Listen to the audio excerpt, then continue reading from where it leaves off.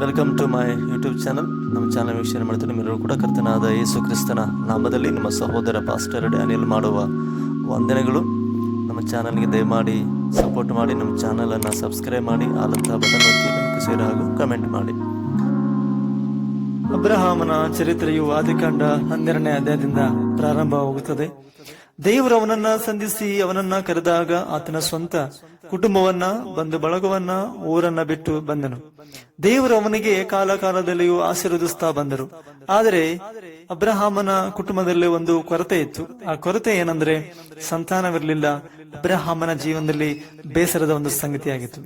ಒಂದು ದಿನ ದೇವರು ಅವನೊಂದಿಗೆ ಮಾತನಾಡುತ್ತಾ ಹೀಗಂದನು, ಆಕಾಶ ಕಡೆಗೆ ನೋಡು, ನಕ್ಷತ್ರಗಳನ್ನ ಲೆಕ್ಕಿಸುವುದಾದರೆ ಲೆಕ್ಕಿಸು, ನಿನ್ನ ಸಂತಾನವು ಅಷ್ಟಾಗುವುದು ಎಂದು ಹೇಳಿದರು. ಅಬ್ರಹಾಮನು ಯೆಹೋವನ ನಂಬಿದನು. ದೇವರು ಈ ವಾಗ್ದಾನದ ಕೆಲವು ದಿನಗಳ ನಂತರ ಪುನಃ ದೇವರು ಅಬ್ರಹಾಮನಿಗೆ ದರ್ಶನ ಕೊಟ್ಟನು. ಹೇಗೆಂದರೆ, ಅಬ್ರಹಾಮನು ಮಧ್ಯಾಹ್ನದಲ್ಲಿ ಅಮೃತೋಪಿನಲ್ಲಿ ತನ್ನ ಗುಡಾರದ ಬಾಗಿಲಲ್ಲಿ ಕೂತಿರುವಾಗ ಅಬ್ರಹಾಮನು ಕಣ್ಣೆತ್ತಿ ನೋಡಲು 3 ಮಂದಿ ಪುರುಷರು ನಿಂತಿರುವುದನ್ನು ಕಂಡನು. 3 ಜನರನ್ನ ಸತ್ಕರಿಸಿದನು. ನಂತರ ಅವರು ಹೊರಡುವಾಗ ಅಬ್ರಹಾಮನಿಗೆ ಹೇಳಿದರು, ಬರುವ ವರ್ಷದ ಇದೇ ಕಾಲದಲ್ಲಿ ನಾನು ತಪ್ಪದೆ ತಿರುಗಿ ನಿನ್ನ ಬಳಿಗೆ ಬರುವಾಗ ನಿನ್ನ ಪತ್ನಿಯಾದ ಸಾರಳೆಗೆ ಮಗನಿರುವರು ಅಂದರು.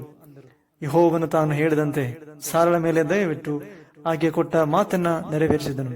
ಇಸಾಕನು ಹುಟ್ಟಿದಾಗ ಅಬ್ರಹಾಮನು 100 ವರ್ಷದವನಾಗಿದ್ದನು. ಅಬ್ರಹಾಮನು ಮತ್ತು ಸಾರಳು ಮಗನಾದ ಇಸಾಕನೊಂದಿಗೆ ಸಂತೋಷವಾಗಿ ಕಾಲ ಕಳೆಯುವಾಗ ಕೆಲವು ದಿನಗಳ ನಂತರ ದೇವರ ಅಬ್ರಹಾಮನೊಂದಿಗೆ ಮಾತನಾಡಿ ಹೀಗೆ ಹೇಳಿದನು, ನಿನಗೆ ಪ್ರಿಯನಾಗಿರುವ ಒಬ್ಬನೇ ಮಗನಾದ ಇಸಾಕನನ್ನ ತೆಗೆದುಕೊಂಡು ಮೋರಿಯ ದೇಶಕ್ಕೆ ಹೋಗಿ ಅಲ್ಲಿ ಅವನನ್ನ ನಾನು ಹೇಳುವ ಒಂದು ಬೆಟ್ಟದ ಮೇಲೆ ಸರ್ವಾಂಗ ಹೋಮವಾಗಿ ಅರ್ಪಿಸಬೇಕೆಂಬುದಾಗಿ. ಅಬ್ರಹಾಮನಿಗೆ ದೇವರಿಂದ ಬಂದ ಈ ಒಂದು ಮಾತನ್ನ ಕೇಳಿ ಅವನ ನಂಬಿಕೆಯನ್ನ ಪರಿಶೋಧಿಸುವ ವಿಷಯವಾಗಿತ್ತು. ಅದರಂತೆ ಅಬ್ರಹಾಮನು ದೇವರಿಂದ ಕೊಡಲ್ಪಟ್ಟ ಒಬ್ಬನೇ ಮಗನನ್ನ ಸಮರ್ಪಿಸಲು ಆತನು ಹಿಂಜರಿರಲಿಲ್ಲ. ಆ ಸಂಗತಿಯನ್ನ ತನ್ನ ಹೆಂಡತಿ ಕೂಡ ಸಾರಳಿಗೆ ಹೇಳದೆ ತನ್ನ ಮಗನನ್ನ ದೇವರಿಗಾಗಿ ಮೋರಿಯ ಬೆಟ್ಟದ ಮೇಲೆ ಸಮರ್ಪಿಸಲು ಸಿದ್ಧನಾಗ್ತಾನೆ. ಬೆಳಿಗ್ಗೆ ಎದ್ದು ಅಬ್ರಹಾಮನು ಕತ್ತೆಗೆ ತಡೆ ಹಾಕಿಸಿ ಯಜ್ಞಕ್ಕೆ ಬೇಕಾದ ಕಟ್ಟಿಗೆಯನ್ನ ತೆಗೆದುಕೊಂಡನು. 2 ಸೇವಕರನ್ನ ಕರೆದುಕೊಂಡು ತನ್ನ ಮುದ್ದಿನ ಮಗನಾದ ಇಸಾಕನ್ನ ಕರೆದುಕೊಂಡು ಹೊರಟನು.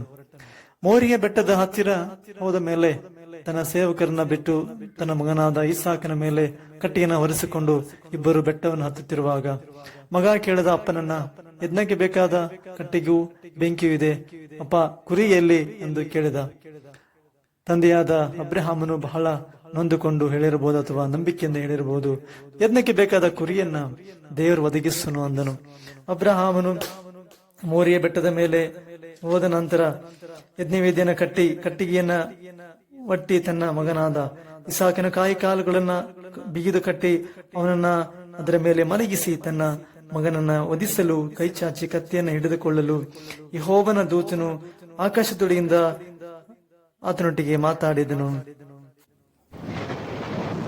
ಅಬ್ರಹಾಮನೇ, ನಿನ್ನ ಹುಡುಗನ ಮೇಲೆ ಕೈ ಹಾಕಬೇಡ, ಅವನಿಗೆ ಏನು ಮಾಡಬೇಡ. ನೀನು ಒಬ್ಬನೇ ಮಗನನ್ನಾದರೂ ನನಗೆ ಸಮರ್ಪಿಸುವುದಕ್ಕೆ ಹಿಂದೆಗೆಲಿಲ್ಲವಾದ್ದರಿಂದ ನಿನ್ನ ದೇವರಲ್ಲಿ ಭಯಭಕ್ತಳನೆಂದು ಈಗ ತೋರಿ ಬಂತು ಎಂದು ಹೇಳಿದನು. ಅಬ್ರಹಾಮನು ಕಣ್ಣೆತ್ತಿ ನೋಡಲು ಪೊದೆಯಲ್ಲಿ ಕುರಿಮರಿ ಕೊಂಬುಗಳಿಂದ ಸಿಕ್ಕಿಕೊಂಡಿತು. ಅವನು ಅದನ್ನ ತಂದು ಮಗನಿಗೆ ಬದಲಾಗಿ ಹೋಮ ಮಾಡಿದನು.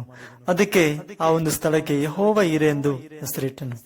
ಅಂದ್ರೆ ಯೆಹೋವನು ಒದಗಿಸುವನೆಂಬುದಾಗಿ ಅದರ ಅರ್ಥವಾಗಿದೆ. ಅಬ್ರಹಾಮನ ಜೀವನದಲ್ಲಿ ನಂಬಿಕೆಯು ಪರಿಶೋಧನೆ ಬಂದಿತು. ತನ್ನ ಒಬ್ಬ ಮಗನನ್ನು ದೇವರಿಗೆ ಸಮರ್ಪಿಸಲು ಹಿಂಜರಿದ ದೇವರ ನಂಬಿಗಸ್ತನಾದ ಅಬ್ರಹಾಮನು. ಇದರ ಮೂಲಕವಾಗಿ ನಾವು ಏನು ತಿಳಿದುಕೊಳ್ತೇವೆ ಎಂಬುದಾಗಿ ನೋಡುವಾಗ, ನಾವು ವಿಶ್ವಾಸದಲ್ಲಿ ಜೀವಿಸುವಂತಹ ಸಮಯಗಳಲ್ಲಿ ನಮ್ಮ ವಿಶ್ವಾಸವನ್ನ, ನಮ್ಮ ನಂಬಿಕೆಯನ್ನ ಪರಿಶೋಧಿಸುವಂತ ಅನೇಕ ಕಾರ್ಯಗಳನ್ನ ದೇವರು ಮಾಡುವಾಗ ನಾವು ನಂಬಿಕೆಯನ್ನ ಕಳೆದುಕೊಳ್ಳದೆ ದೇವರಲ್ಲಿ ನಂಬಿಕೆಸ್ಥರಾಗಿ ನಿಂತುಕೊಳ್ಬೇಕೆಂಬುದಾಗಿ, ವಿಶ್ವಾಸದಲ್ಲಿ ದೃಢವಾಗಿ ಇರಬೇಕೆಂಬುದಾಗಿ ಈ ಒಂದು ಅಬ್ರಹಾಮನ ಜೀವನದ ಅನುಭವ ಮೂಲಕವಾಗಿ ನಾವು ಕಲಿಯಲಿಕ್ಕೆ ನಮಗೆ ಸಾಧ್ಯವಾಗಿದೆ ಪ್ರಿಯರೇ. ಅದರಿಂದ ನಾವು ನಂಬಿಕೆಸ್ಥರಾಗಿ ಜೀವಿಸೋಣ. ದೇವರು ನಮ್ಮನ್ನ